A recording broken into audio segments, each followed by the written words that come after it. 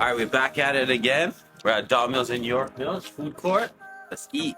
A lot of restaurants down here, so it's a cool spot. You should come check it out.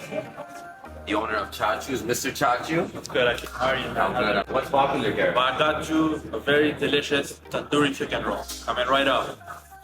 Yo, can I get 2 tandoori chicken wraps? What's your name and what's this all about?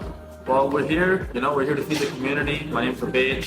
This is actually our 3rd anniversary from when we started off in a little ghost kitchen. We want to be accessible. We want to serve some great stuff and just have a great time while we're at it. We believe that there's so much delicious competition out there of chicken on rice and chicken on fries. I figured that it's missing a South Asian touch.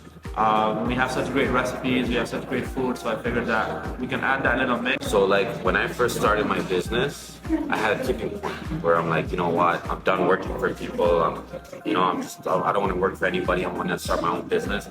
What was your tipping point?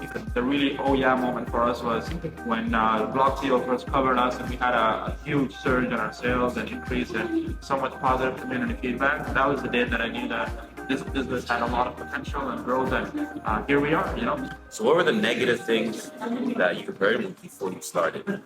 Well, it depends on whose input you want to take in. A lot of people that never worked in the food industry will tell you that, it's hard work, it's late hours, it's low margins, don't do it, right? But when you have passion, when you have an idea and you want to believe and you're driven, you just want to go and get it.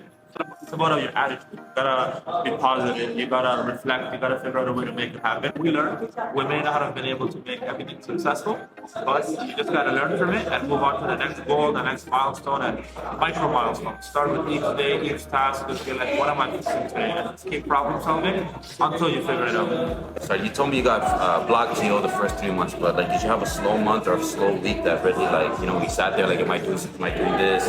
Is it a right decision or? Did you have those moments as well? Every single day you sit there, you doubt yourself, you question what you're doing, you question why you're doing this, you just gotta keep believing. I remember telling this to my team in the beginning. I remember when I was cutting green peppers at 2 a.m. in the morning, sitting alone in the kitchen and just being like, what am I doing? Why am I doing this? And the drive was that we want to build something that's going to be empowering, we want to build something that's going to give back to people, we want to build something that for us so we can be proud and happy. The doubt is always going to be there. You're always going to be afraid of taking the next step, whether that's in your personal life, whether it's in your professional life. You're going to be afraid of getting that new job. You're going to be afraid of taking on more responsibility. You're going to be afraid of learning new things. So once you get comfortable with learning, once you get comfortable with the risk that's involved, you just keep running, and that's what makes successful people successful. I don't mean you were on the chunkier side, but where did you learn how to cook?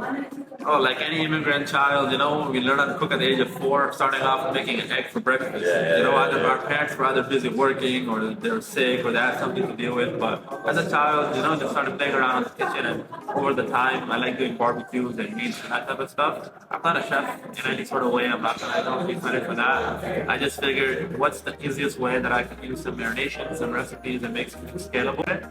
I studied mechanical engineering, and the first thing that we keep learning is just trial and error. That's what science really gives you that push for. And just same concept applies here in the food business. You just gotta keep doing it. You just gotta keep doing it until you figure out what works. I learned the biggest obstacle was just the learning curve.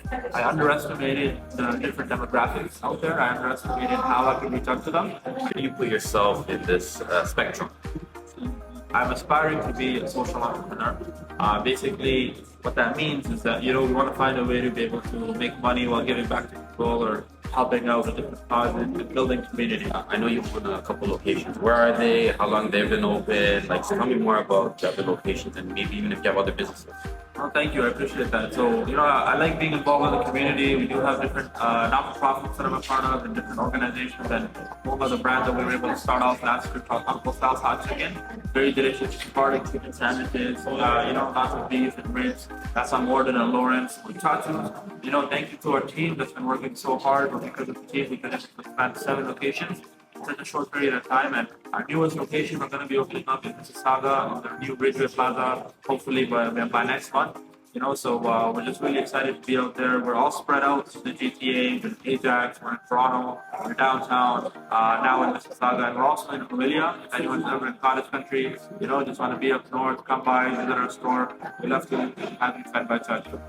The food is ready in 2 minutes. Now I want to see you eat it in 2 minutes. Once again, my guy right here, I appreciate you. Thank you for your knowledge, and let's go get it, man.